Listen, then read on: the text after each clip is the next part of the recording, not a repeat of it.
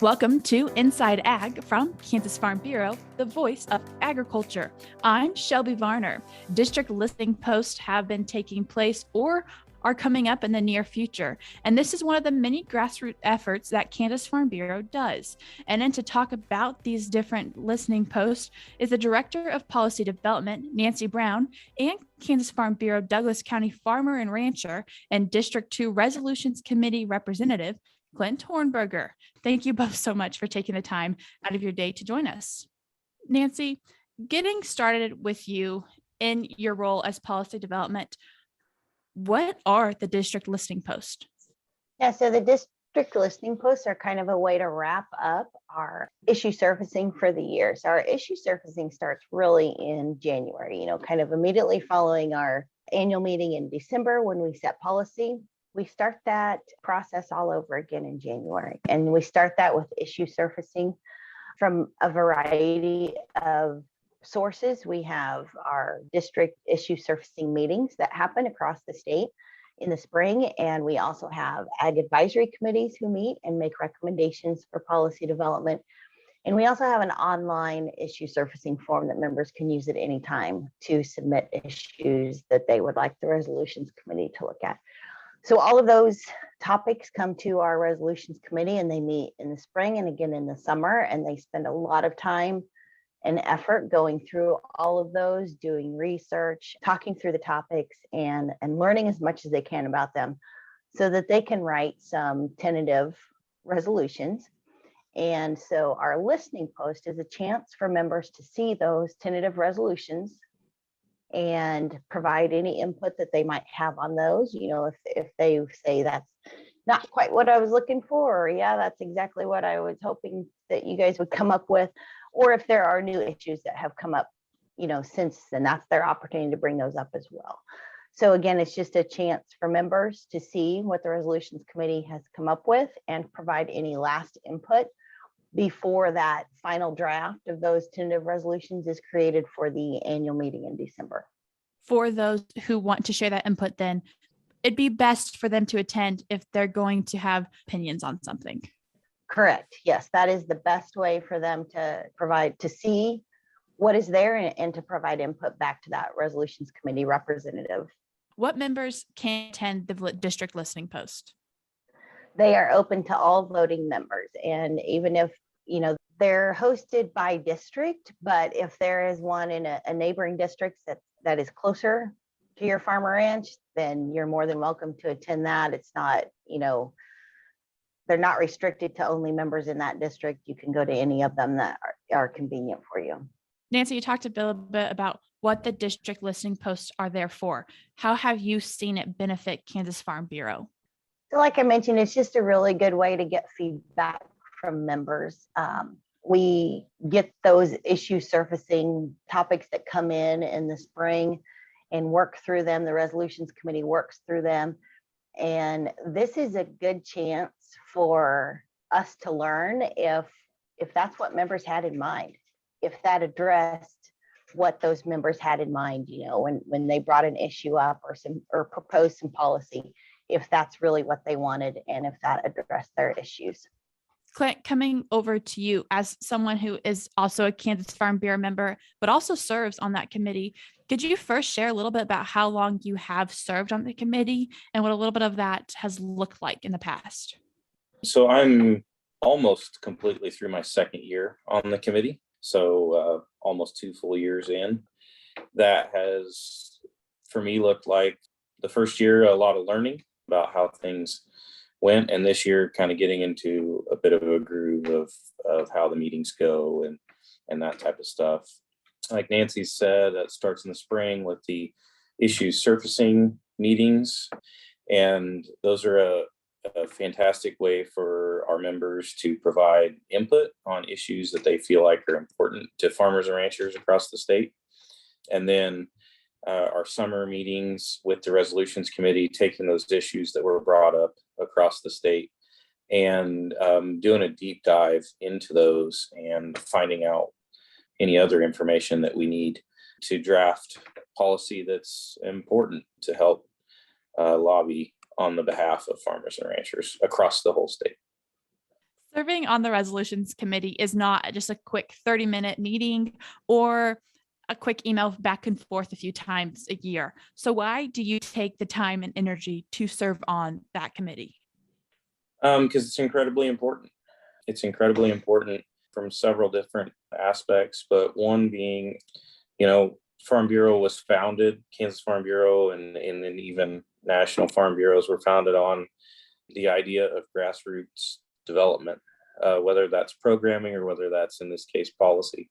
And so that grassroots starts every year in the spring with meeting with our members and meeting with our county boards and seeing what's important in those counties across the state. And then meeting as a committee of representatives from each district to discuss how maybe those issues in Eastern Kansas don't align with the issues in Western Kansas, or maybe they do. And so it's incredibly important for us to have those meetings and that they aren't short meetings. So, that's the reason I do it. I enjoy learning about the issues across the state. Sometimes we get stuck in our little box in our corner of the state and forget about things that are important in other parts. And so it's good to kind of get a refresher on that as well. For members who are thinking about attending the district listening post, but are concerned that no one's going to understand what they're actually talking about, what do you have to say to those people? Come anyway. That's the short answer. And I think sometimes people get discouraged because they maybe have a differing opinion or something like that. But that's the beauty of how our policy system works, is that we have that ability for you to voice your opinion. And there's probably other people that share that opinion with you and feel like that's something that we should get behind. And then there's going to be other people that disagree with that. At the end of the day, we're all still farmers and ranchers, and we all have the same goals and roles and responsibilities on our own farms. And so even if we don't always see eye to eye on policy, we do have a common thread between us, and it's always civil and come anyway.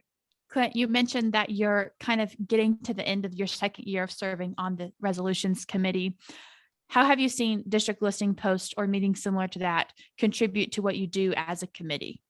Anytime we have the ability for our members to review our policy, the work that's been put in throughout the last year by the resolutions committee, and to get that feedback and say, we're taking this in the right direction or we're taking this in the wrong direction. It's incredibly important for us as committee members to get that input. Nancy, Clint, both of you on this, why should folks take the time out of their evenings to attend these events? I would just say, again, as it's been mentioned, this is grassroots policy development. And so it's just so important for the grassroots to be there and have input. When your farm organization is lobbying on your behalf or representing you in whatever capacity, we may be representing you, we need good, solid policy that represents what the farmers and ranchers of Kansas Farm Bureau want and need to be successful on their operation. So again, it's that grassroots process, and it is important to have members there to be part of that. Exactly what Nancy said. One of the worst things, in my opinion, is when we hear complaints after the fact, that people don't like the way that Kansas Farm Bureau maybe supported or didn't support a policy. And without input from members ahead of time, we can't know where we should stand on something. So that's why it's so important for people to attend these meetings, reach out to your county farm bureaus. They can put you in touch with your district resolutions committee person and get that input into the system so that we can know where we need to stand. We have a great tool online for policy development. You can submit your policy development. If you don't know who to reach out to or something like that, you can submit your policy recommendations right there on the website, and that goes directly to your county president and your county or your district resolutions committee person, as well as staff. So for someone who couldn't make their meeting, if it's already passed, or can't make it, or just absolutely missed the district's meeting, can they submit online? Is it only available for a period of time, or any time of year? If they have an issue come up, should they go ahead and submit it in the sense of issue surfacing? Correct me if I'm wrong, Nancy, but I believe that is up year round. If you're having any misconceptions, go ahead and take the time and go on www.kfb.org and find that issue surfacing to submit if you have something that you think Kansas Farm Bureau should be knowledgeable about. Yes, that's exactly right. And that's available on the advocacy tab of the website. So, and yeah, like Clint mentioned, it's available year round. I would recommend, if you have some policy suggestions, the earlier in the year you can get it in, the better, because that just gives the resolutions committee more time with it and more time to research and study the issue, but it is available year round. If you are thinking about attending your district's listening post, please feel free to go ahead and do that. Today, we are joined by Director of Policy Development, Nancy Brown, and Kansas Farm Bureau Douglas County Farmer and Rancher and District 2 Resolutions Committee Representative, Clint Hornberger. Thank you both so much for joining us today. Thank you. Thank you. If you are interested in attending one of the events, District 1, 3, 6, and 8 are still due to have theirs. District 1, you're having yours October 10th at the Red Rock Guest Ranch. District 3 is happening October 5th at Southeast Kansas Education Service Center in Girard. District 6 is taking place October 13th at the Gaylord Community Center. If you're interested in possibly attending virtually, contact your field service manager or county coordinator. District 8, you are about here on October 3rd, happening at the Military Plaza Break Room in Dodge City. You need to RSVP for that event at 785-532-8979. Again, that number is 785-532-8979. If you're interested in keeping up to date with things that are happening in Kansas Farm Bureau and in the agriculture industry, you can subscribe to our e-news by going to kfb.org/e-news. I'm Shelby Varner, and this has been Inside Ag from Kansas Farm Bureau, the voice of agriculture.